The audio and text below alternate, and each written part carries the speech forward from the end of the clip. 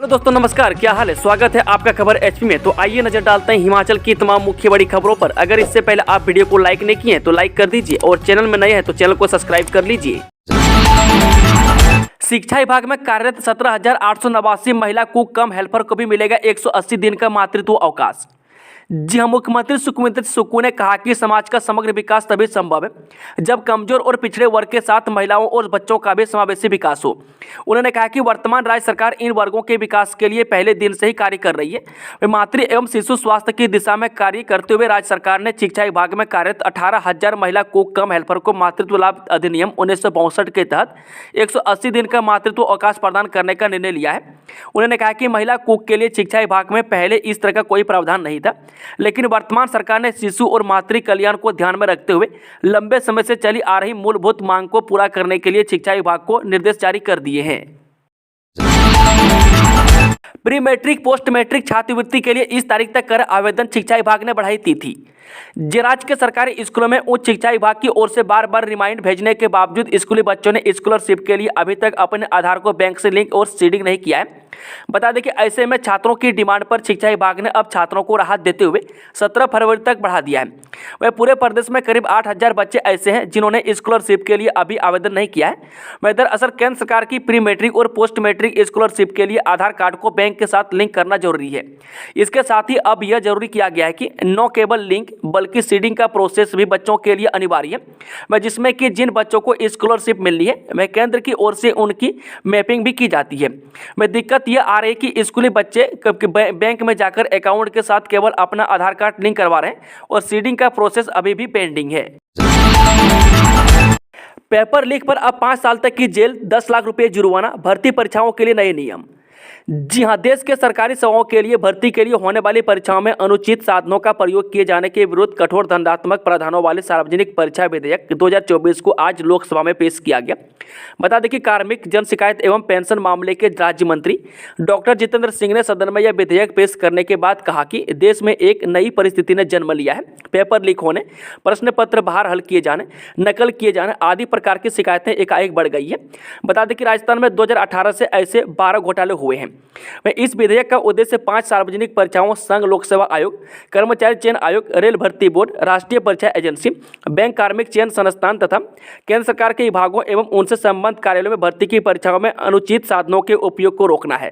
वह केंद्र सरकार द्वारा अधिसूचित इन परीक्षाओं में प्रश्न पत्र या उत्तर कुंजी की अनाधिकृत पहुंच या लीक होना, वह सार्वजनिक परीक्षा के दौरान उम्मीदवार की सहायता करना, कंप्यूटर नेटवर्क या संसाधनों के साथ छेड़छाड़, योग्यता सूची या रैंक को शॉर्टलिस्ट करने या अंतिम रूप देने के लिए दस्तावेजों के साथ छेड़छाड़ और फर्जी परीक्षा आयोजित कराना, वह फर्जी प्रवेश पत्र जारी करना या नकल करने या पैसे कमाने के लिए प्रस्ताव पत्र जारी करने के साथ साथ समय से पहले परीक्षा से संबंधित गोपनीय जानकारी का खुलासा करना और व्यवधान पैदा करने के लिए अनाधिकृत लोगों को परीक्षा केंद्रों में प्रवेश करने पर रोक लगाता है।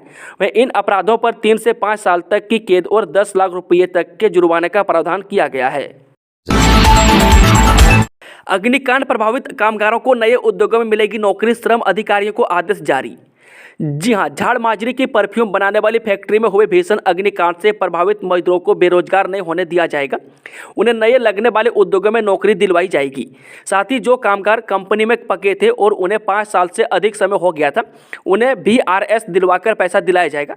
जबकि ठेकेदार के तहत रखे गए कामगारों को ठेकेदार अन्य उद्योगों में काम दिलवा देगा। वह श्रम अधिकारियों के अनुसार किसी भी कामगार को बेरोजगार नहीं होने दिया जाएगा। भूतपूर्व सैनिक कोटे से जेबीटी के पदों की भर्ती के लिए काउंसलिंग शेड्यूल जारी। प्रारंभिक शिक्षा विभाग कांगड़ा ने भूतपूर्व सैनिक कोटे से जेबीटी के पदों पर होने वाली भर्ती के लिए काउंसलिंग प्रक्रिया का शेड्यूल जारी कर दिया है। जिला उप शिक्षा अधिकारी आश्विनी भट्ट ने कहा कि पूर्व सैनिकों के आश्रितों के कुल 33 पद भरे जाएंगे। इसके लिए 8 और 9 फरवरी को काउंसलिंग होगी। पहाड़ तले दबे शेल्टर में सो रहे 7 मजदूर, 5 ने भागकर बचाई जान, 2 की मौत। जी शिमला में बारिश बर्फबारी के बाद भूस्खलन की घटना सामने आई है। एक स्टोन क्रशर के शेल्टर पर पहाड़ी से भारी भूस्खलन हुआ। मैं इस शेल्टर में सो रहे बिहार के 2 मजदूर भूस्खलन से दब गए और इनकी मौत हो गई। मैं दोनों मजदूरों के शव निकाल लिए गए। मैं इस हादसे में वहां मौजूद 5 अन्य मजदूर बाल बाल बच गए। मैं घटना छोटा शिमला थाना अंतर्गत आसवनी जुनगा मार्ग के समीप आसवनी खड्ड में लगे स्टोन क्रशर के पास सामने आई। वह पुलिस के मुताबिक क्रशर की लेबर के लिए एक शेल्टर बनाया गया था। वहां 7 मजदूर सो रहे थे। वह पहाड़ी से भारी लैंडस्लाइड आया और शेल्टर को तबाह कर दिया। वह करीब रात्रि 4 बजे हुए इस लैंडस्लाइड से हड़कंप मच गया। वह शेल्टर पर भारी भरकम चट्टान गिरने से मजदूरों को मौके पर से भागने का वक्त नहीं मिला। वह जिससे 2 मजदूर भारी भरकम पत्थरों की चपेट में आकर दब गए। वहीं 5 अन्य मजदूरों ने भागकर जान बचाई। मंत्री विधायकों को चुनाव लड़ाएगी कांग्रेस। शिमला मंडी हमीरपुर कांगड़ा से इनके नाम पर है चर्चा। जे कांग्रेस पार्टी हिमाचल में विधायकों को भी लोकसभा चुनाव लड़वाएगी। वे पहले लिए गए विधायकों को आम चुनाव न लड़ने के फैसले में यह बदलाव किया गया है। वह सोमवार नई दिल्ली में लोकसभा चुनावों के उम्मीदवारों के चयन को लेकर प्रारंभिक बैठक राज्य प्रभारी राजीव शुक्ला के आवास पर हुई। इसमें मुख्यमंत्री सुखविंदर सिंह सुक्खू, उप मुख्यमंत्री मुकेश अग्निहोत्री और प्रदेश कांग्रेस अध्यक्ष प्रतिभा सिंह शामिल हुई। इसमें लोकसभा चुनाव के संभावित प्रत्याशियों से लेकर चुनाव लड़ने की रणनीति इत्यादि पर चर्चा की गई है। वह तय हुआ है कि कांग्रेस पार्टी 15 फरवरी तक चुनाव लड़ने की इच्छुक उम्मीदवारों से आवेदन लेगी और 25 फरवरी को स्टेट इलेक्शन कमेटी की बैठक शिमला में होगी, वह जिसमें इन आवेदनों की छटनी की जाएगी। इसके बाद नाम हाईकमान को भेजे जाएंगे। इस बैठक में चारों संसदीय सीटों से संभावित प्रत्याशियों को लेकर भी बात हुई है। वह सूत्र कहते हैं कि मंडी लोकसभा सीट पर वैसे तो वर्तमान सांसद प्रतिभा सिंह की चुनाव लड़ना चाहती है, लेकिन उनके विकल्प के तौर पर लोक निर्माण मंत्री और उनके पुत्र विक्रमादित्य सिंह का नाम भी अभी चर्चा में रखा गया है। प्रभावित परिवार को मकान बनाने को मिलेगी 6 मरले जमीन। सनोहरा, सहोड़ा, रछियालू पंचायत में हुई जन सुनवाई। जी हां, गगल हवाई अड्डे के विस्तारीकरण को लेकर सोमवार से 7 फरवरी तक होने वाली जन सुनवाई के पहले दिन 3 पंचायतों में लोगों की समस्याओं को सुना गया। बता दें कि ग्राम पंचायत सनोहरा में महाल सनोरा की जन सुनवाई तहसीलदार कंगड़ा मोहित रतन व पंचायत प्रधान सुनीता देवी तथा ग्राम पंचायत सहोड़ा में महाल सहोड़ा की जन सुनवाई नायब तहसीलदार शाहपुर राजेंद्र सिंह पठानिया और शाहपुर विधानसभा क्षेत्र की ग्राम पंचायत रछियालू में महाल कियोड़ी की सुनवाई एसडीएम करतार चंद व पंचायत प्रधान संजू कुमार की अध्यक्षता में हुई। वहीं एडीएम हरीश गज्जू ने तीनों पंचायतों में जन सुनवाई कार्यक्रमों का निरीक्षण किया। इस जन सुनवाई में अधिकारियों ने बताया कि रिपोर्ट के अनुसार विस्थापित परिवारों को मकान बनाने के लिए 6 मरले भूमि का प्रावधान किया गया। वह साथ ही मकान बनाने के लिए इंदिरा आवास योजना के तहत 1.5 लाख रुपये का प्रावधान, प्रभावित परिवारों को 5 लाख रुपये, प्रतिमाह 3000 रुपये, प्रतिमाह गुजारा भत्ता, सामान आगे पीछे ले जाने के लिए परिवहन के लिए 50,000 रुपये, गौशाला व दुकान बनाने के लिए 25-25 हज़ार रुपये। वह प्रत्येक प्रभावित परिवार को 50,000 रुपये पुनर्व्यवस्थापन भत्ता देने और भी अन्य प्रकार के प्रावधान इसी रिपोर्ट में किए गए। वह साथ ही लोगों को बताया गया कि उनकी कितनी जमीन एयरपोर्ट की जद में आ रही है। इसके साथ ही उस जमीन पर फलदार पौधे और इमारती लकड़ी के बारे में भी जानकारी दी गई। उन्होंने लोगों को बताया कि सरकार आपको जमीन, भवन, गौशाला और पेड़ों का भी मुआवजा देगी। मैं जिला प्रशासनिक अधिकारियों ने लोगों से कहा कि उनकी जो भी मांगे और आपत्तियां हैं वो इन्हें लिख कर दें। इस पर ग्राम पंचायत रछियालू व सनोरा के ग्रामीणों द्वारा लिखित मांग पत्र जिला प्रशासन को दिए हैं। चुनाव से पहले विशेष ग्राम सभा, 18 साल के ऊपर दिव्यांग और थर्ड जेंडर के लिए एमयू साइन। जी हां, लोकसभा चुनाव से पहले मतदाताओं को जागरूक करने के लिए विशेष ग्राम सभा का आयोजन होगा। इसके साथ ही 18 साल की आयु पूरी कर चुके दिव्यांगों और तृतीय लिंग यानी कि थर्ड जेंडर को मतदान की जानकारी दी जाएगी। लोकसभा चुनाव के मद्देनजर निर्वाचन विभाग ने यह दो बड़े फैसले लिए और इन्हें अमल में लाने के लिए पंचायती राज और सामाजिक न्याय एवं अधिकारिता विभाग के साथ एमयू पर हस्ताक्षर किए हैं। बता दें कि पहले समझौता ज्ञापन के तहत निर्वाचन विभाग और ग्रामीण विकास पंचायती राज विभाग मतदाता जागरूकता अभियान जन जन तक पहुंचाने के लिए पारस्परिक सहयोग करेंगे। इसके अंतर्गत ग्राम पंचायत स्तर पर स्वयं सहायता समूह, युवक मंडलों, समुदाय आधारित संगठनों और महिला मंडलों के सहयोग से स्वीप कमेटियों का गठन किया जाएगा। इसके अतिरिक्त युवक मंडलों और स्वयं सहायता समूह की मासिक बैठकों की कार्यसूची में मतदाता जागरूकता को सम्मिलित किया जाएगा। इसे जनमानस तक पहुंचाने का प्रयास किया जाएगा। सरकारी धन के गबन के आरोपी उप डाकपाल के कुल्लू स्थित परिसर में तलाशी 2 लाख बरामद। जी हाँ, केंद्रीय जांच ब्यूरो यानी कि सीबीआई ने एक आरोपी उप डाकपाल के कुल्लू स्थित परिसरों पर तलाशी ली।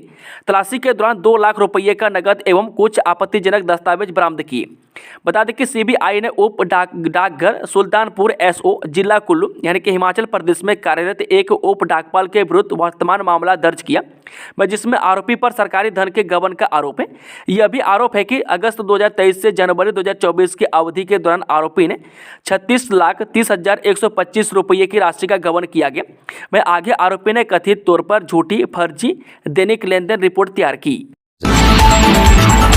हिमाचल में तैयार होगी साइबर कमांडो की टीम। आईएएस मोहित चावला ने संभाला डीआईजी साइबर क्राइम का पदभार। हिमाचल प्रदेश में साइबर क्राइम की शिकायतें का जल्द निपटारा करने के लिए साइबर कमांडो की टीम तैयार की जाएगी। डीआईजी साइबर क्राइम के पद पर आईपीएस अधिकारी मोहित चावला ने सोमवार को कार्यभार संभाल लिया है। मैं बता दें कि आईपीएस अधिकारी मोहित चावला पहले डीआईजी साइबर क्राइम बने। DIG cyber crime Mohit Chawla ने दिव्य हिमाचल से बातचीत में बताया कि हिमाचल में आए दिन बढ़ रहे साइबर क्राइम के मामलों की शिकायतों को तुरंत हल करने के लिए साइबर कमांडो की टीम तैयार की जाएगी। साइबर कमांडो की इंटरनेशनल और नेशनल स्तर पर साइबर क्राइम के बारे में ट्रेनिंग करवाई गई है। प्रदेश के साइबर थानों में रोजाना 200 से 250 शिकायतें साइबर क्राइम की मिल रही है। ऐसे में आने वाले समय में प्रदेश के हर जिला साइबर पुलिस थाना बनाए जाएंगे। 5G से पहले नई पॉलिसी अधिसूचित। मोबाइल टावर और ऑप्टिकल फाइबर केबल बिछाने के लिए आसान हुई प्रक्रिया। हिमाचल में 5G इंटरनेट नेटवर्क तैयार होने से पहले राज्य सरकार ने नई राइट ऑफ वे पॉलिसी अधिसूचित कर दी है। इस पॉलिसी के तहत मोबाइल टावर और ऑप्टिकल फाइबर केबल यानी OFC बिछाने के लिए प्रक्रिया को सरल किया गया है। जिला उपायुक्त की जिम्मेदारी बढ़ाई गई है और इसके लिए शुल्क भी बढ़ा दिया है। नई बात यह है कि टावर लगाने या ऑप्टिकल फाइबर केबल डालने के लिए जमीन संबंधित झगड़े से लेकर बाकी दिक्कतें सुलझाने पर फोकस है। कैबिनेट से मिली अनुमति के बाद डिजिटल टेक्नोलॉजी एंड गवर्नेंस विभाग के सचिव ने पॉलिसी को नोटिफाई कर दिया है।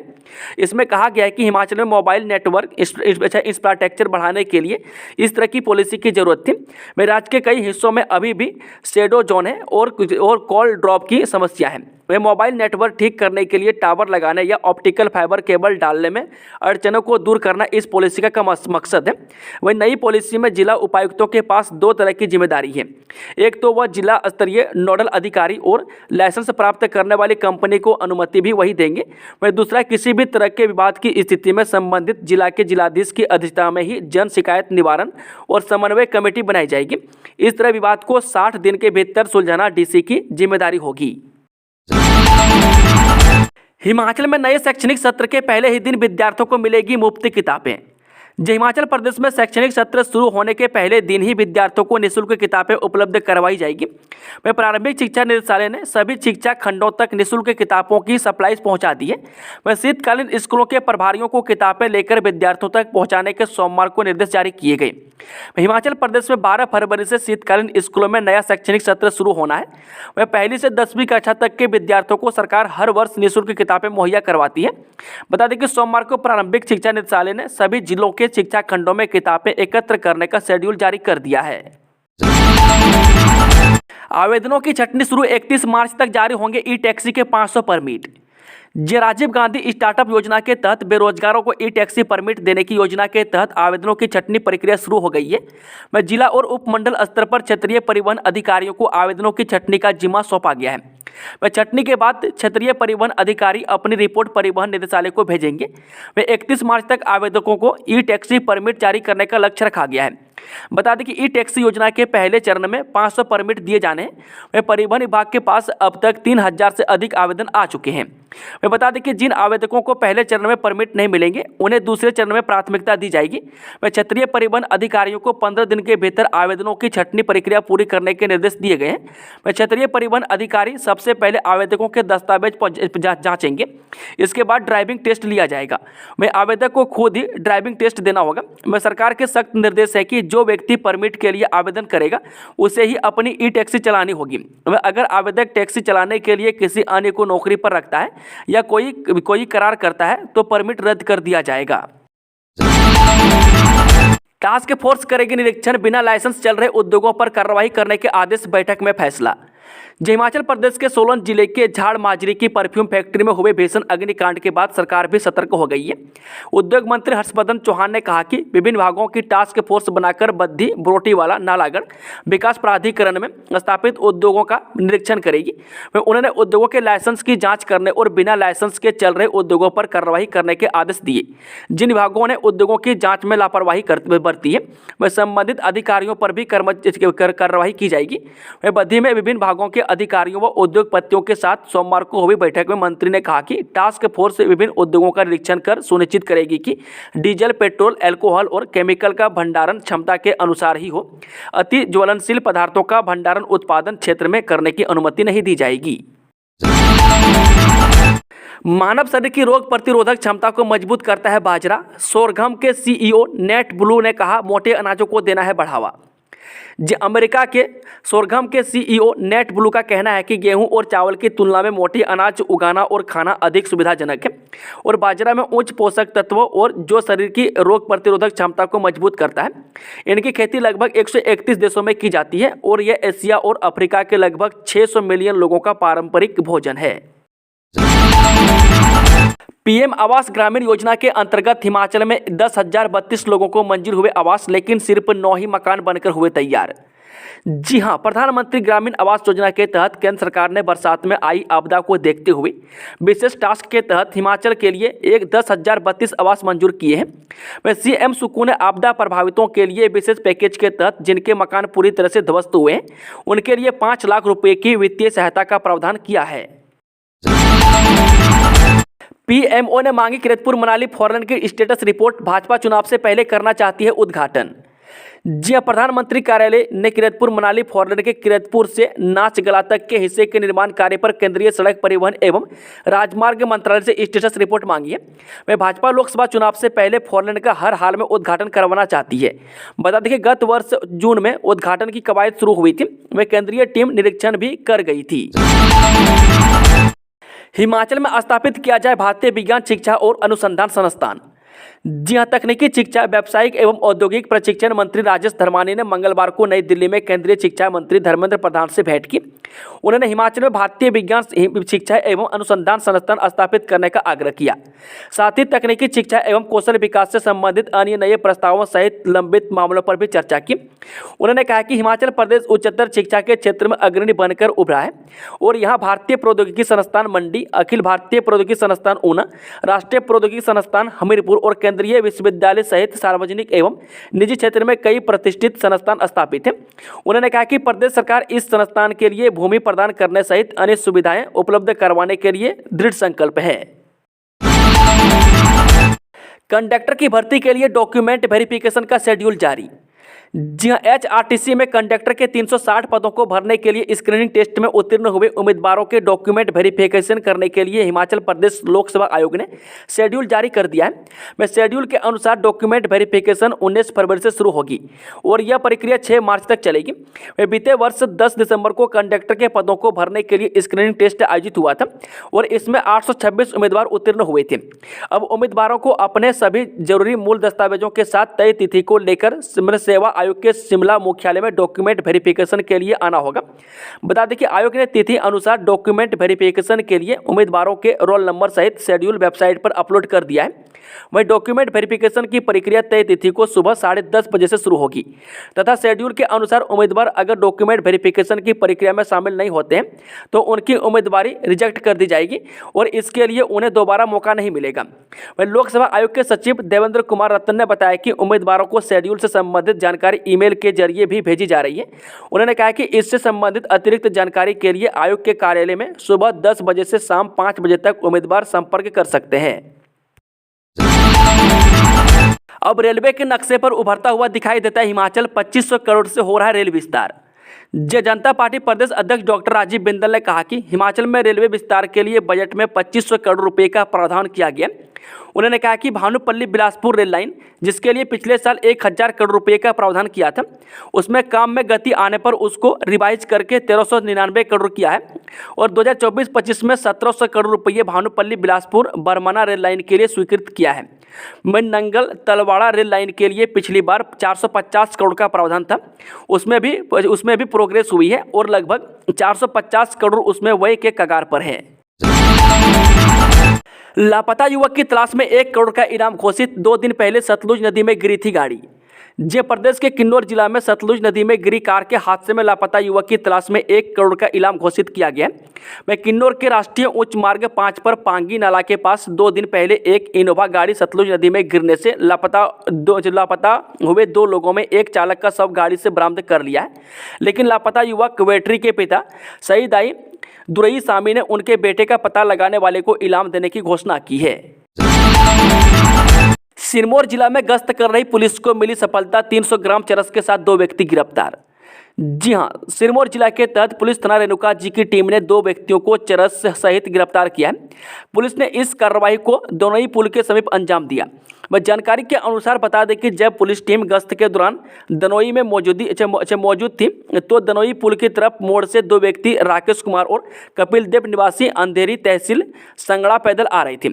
पुलिस ने जब शक के आधार पर उनकी तलाशी ली तो उनके कब्जे से 300 ग्राम चरस बरामद हुई। एसपी रमन कुमार मीना ने बताया कि पुलिस थाना रेणुका जी में केस दर्ज कर दोनों आरोपियों को गिरफ्तार करने के बाद अदालत में पेश किया गया, जहां से उन्हें 2 दिन की पुलिस हिरासत में भेज दिया है। मामले में आगामी जांच जारी है। बिना वीजा के रह रहे छात्र पर केस दर्ज। पुलिस ने पंजाब से किया गिरफ्तार। जिला सोलन में बिना वीजा के रह रहे बीसीए के छात्र के खिलाफ मामला दर्ज किया गया। यह छात्र 2021 से सोलन में रह रहा था। इसके बाद इंटर्नशिप के लिए पंजाब की एक कंपनी में चला गया। विदेशी छात्र से विश्वविद्यालय प्रशासन ने भी कई बार वीजा रिन्यू कराने के लिए कहा, लेकिन बार बार नोटिस देने के बाद भी वीजा रिन्यू नहीं करवाया। तो विश्वविद्यालय प्रशासन ने छात्र के खिलाफ कांडाघाट थाना में शिकायत दर्ज करवाई। इसके आधार पर पुलिस ने मामला दर्ज कर छात्र को पंजाब से गिरफ्तार कर लिया है। बता दें कि उप पंजीयक बहारा विश्वविद्यालय वाकना घाट ने पुलिस थाना कंडा घाट में शिकायत दी कि सतवीन अनुसुमना जो सिएरा लियोन देश का रहने वाला है ने बहारा विश्वविद्यालय में सत्र 2021-22 के दौरान बीसीए कोर्स में दाखिला लिया। यह कोर्स वर्ष 2024 में पूरा होना था। छात्र सितंबर 2021 में बहारा विश्वविद्यालय वीजा के साथ आया। इसकी वैधता 15 जनवरी 2024 तक थी। अब केंद्र की फॉरेंसिक टीम करेगी अग्निकांड की जांच। आज पहुंचेगी। जी हां, झाड़ माजरे में फैक्ट्री में आग लगने के कारणों का अब केंद्र की फॉरेंसिक टीम पता लगाएगी। इसके लिए सरकार और बद्दी प्रशासन ने केंद्र को पत्र लिखा था। केंद्र ने मंजूरी दे दी है। बताया जा रहा है कि मंगलवार को केंद्रीय टीम चंडीगढ़ से बद्दी आ सकती है। यहां पर टीम सैंपल लेगी। इसमें यह भी पता लगाया जाएगा कि कंपनी के भीतर कौन कौन से केमिकल थे और वह कौन कौन का केमिकल है जिसमें आग नहीं बुझ पाई। केंद्र की टीम को बुलाने का मकसद यह भी है कि कंपनी में बिना अनुमति के कौन से केमिकल रखे गए थे इसका खुलासा भी हो सके। उधर प्रदेश की फॉरेंसिक टीम अभी तक यहां से सैंपल इकट्ठे नहीं कर पाई है। सोमवार को भी टीम के सदस्य मौके पर मौजूद रहे, मगर अंदर से सैंपल लेना मुश्किल है। अंदर जाने की अभी अनुमति नहीं है, क्योंकि लोक निर्माण विभाग पहले ही भवन को असुरक्षित घोषित कर चुका है। ऐसे में अब प्रदेश और केंद्र की दोनों टीमें एक साथ सैंपल लेने की प्रक्रिया शुरू कर सकती है। इसकी रिपोर्ट भी 10 से 15 दिनों में आएगी। उधर इस बारे में एसपी बद्दी इल्मा अफरोज ने कहा कि मंगलवार तक चंडीगढ़ से टीम बद्दी आ गई है।